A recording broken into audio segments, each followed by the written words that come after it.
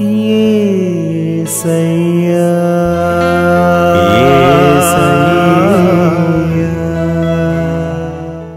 హల్లెలూయా. దేవునికి స్తోత్రం.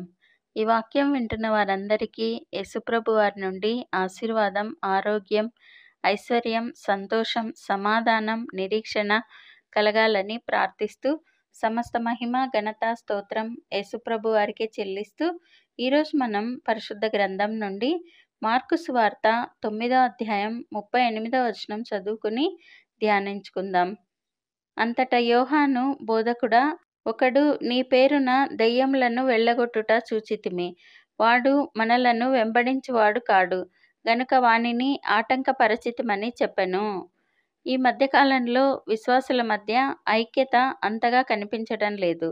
అంటే మా సంఘం, మా పాస్టర్ గారే గొప్ప, మీరు చెప్పే వాక్యంలో లోపాలు ఉన్నాయి అంటూ వాదించుకుంటూ సత్సంబంధాలు కలిగి ఉండటం లేదు.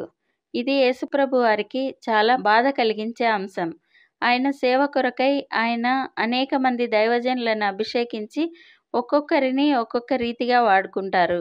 వారికి ఉన్న వరాలు వేరు కావచ్చు, అంత మాత్రాన వారు చేసే సేవ తప్పు కాదు. వారికి ఉన్న వరం, వారికి ఉన్న పిలుపు వేరు. ఇది ఇంకా బాగా అర్థం కావడానికి ఉపమానం ద్వారా తెలుసుకుందాం.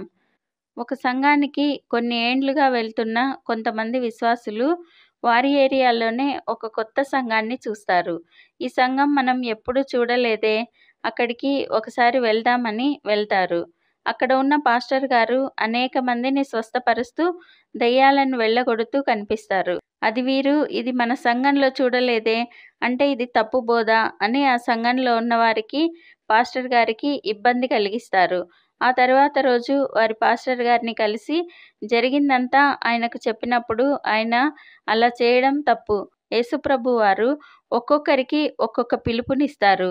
నా పిలుపు వేరు, ఆ పాస్టర్ గారి పిలుపు వేరు. అంత మాత్రాన ఆయన చేసేది తప్పు ఎలా అవుతుంది? ఆయన యేసు నామంలోనే కదా అద్భుతాలు చేస్తోండేది. యేసుప్రభు వారికే కదా ఘనతనిస్తున్నారు. యేసుప్రభు వారి కొరకే కదా ఆత్మలను రక్షిస్తున్నారు. కాబట్టి ఎప్పుడు వారిని ఇబ్బంది పెట్టకండి అని పాస్టర్ గారు ఆ విశ్వాసులకు చెప్తారు. అప్పటి నుండి ఆ విశ్వాసులు వారిని ఇబ్బంది పెట్టడం మానేస్తారు. మార్కు సువార్త 9వ అధ్యాయం 39వ వచనంలో, అందుకు యేసు వానిని ఆటంకపరచకుడి, నా పేరిట అద్భుతం చేసి నన్ను చులకనగా నిందింపగల వాడెవడునూ లేడు. ఇక్కడ యేసుప్రభు వారు శిష్యులకు ఈ విధంగా చెప్తున్నారు. ఆయన నామం పేరిట అద్భుతాలు చేసి ఆయనను చులకనగా ఎవరూ నిందించలేరు. కాబట్టి మనమందరం గుర్తించాల్సింది ఏంటంటే, యేసుప్రభు వారిని గణపరుస్తూ ఆయన కొరకై ఆత్మలను రక్షిస్తూ ఉన్నవారు ఆయన ఏర్పరచుకున్న దైవజనులే. కాబట్టి వారు చెప్తున్న బోధకు కొంచెం వ్యత్యాసం ఉండవచ్చు. అలాంటప్పుడు మనం వెంటనే ఇది తప్పు బోధ, మేము వింటున్న బోధనే కరెక్ట్ అని వారితో వాదించాల్సిన పని లేదు. మనం చూడాల్సింది ఏంటంటే యేసుప్రభు వారిని ఘనపరచటం. ఎందుకంటే దేవుడు ఒక్కొక్కరితో ఒక్కొక్కలాగా మాట్లాడతారు. ఒక్కొక్కరిని ఒక్కొక్కలాగా ఆయన సేవ కొరకై వినియోగించుకుంటారు. ప్రార్థన చేసుకుందాం. ప్రభువా, దేవా, సర్వాధికారి తండ్రి, మీ పరిశుద్ధ పాదాలకు వందనాలు, స్తుతులు, స్తోత్రాలు నాయనా. మీరు మా జీవితాల్లో జరిగించిన మేలులన్నింటికీ వందనాలయ్యా. మేము ఎప్పుడు ఎవరిని తీర్పు తీర్చకుండా ఉండే స్వభావాన్ని దయచేయండి. మేము ఎప్పుడూ కూడా మీ సేవ చేసే ఎవరిని కూడా ఆటంకపరచకుండా ఉండేందుకు సహాయం చేయండి. మేము మీరు అభిషేకించిన బోధకుల్ని గౌరవించులాగా మమ్మల్ని ఆశీర్వదించండి. మీ అభిషేకాన్ని గౌరవించి అందరూ ఏకమనస్కులమై ఉండేందుకు సహాయం చేయండి. అలాగే మీకు బాధ కలిగించక మీ ప్రేమను గుర్తించి మంచి స్వభావం కలిగి ఉండేలా ఆశీర్వదించండి. ఈ ప్రార్థనలో పాల్గొనే వారిని, అందరి బోధకులను, సంఘ సభ్యులను గౌరవించేలా సహాయం చేయండి. వారికి ఉండే అప్పులు, అనారోగ్యాలు అన్నింటినీ తీసివేసి జయ జీవితాన్ని దయచేయండి.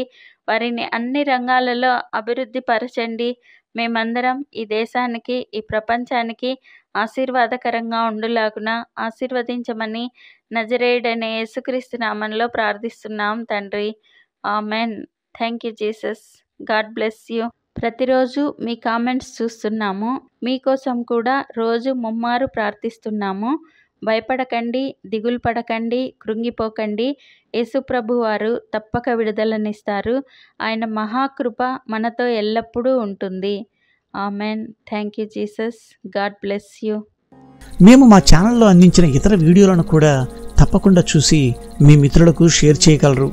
ఇప్పటి వరకు మా ఛానల్ సబ్స్క్రైబ్ చేయకుంటే వెంటనే సబ్స్క్రైబ్ చేసి కొత్త వీడియోల నోటిఫికేషన్స్ కోసం సబ్స్క్రైబ్ బటన్ పక్కనే ఉన్న బెల్ గుర్తును క్లిక్ చేయండి.